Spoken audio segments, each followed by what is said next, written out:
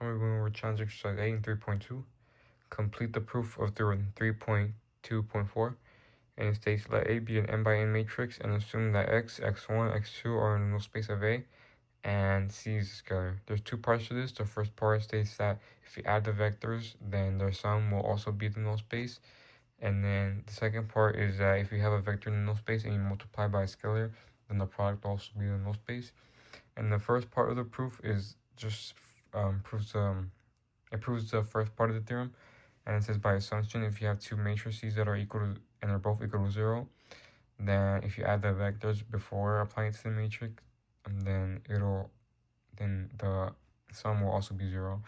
And so it just proves the first part, and then it leaves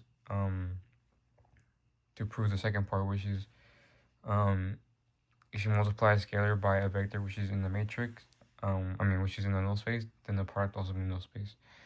And so I should start off by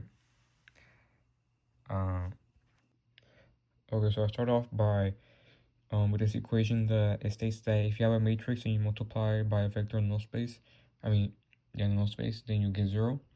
And so if you have a vector, a matrix A, and then you apply it, multiply it by the scalar C, multiply it by the vector in the null space, it's basically the same thing as if you would apply first multiply the matrix by the null space vector, and then so that will be 0. And so if you multiply that by any scalar, then the result will also be 0. And so that just proves that if you multiply a scalar by any vector that's in the null space of a matrix, then that the product of the scalar and the vector in the null space of A is also in the null is basically also in the null space of A.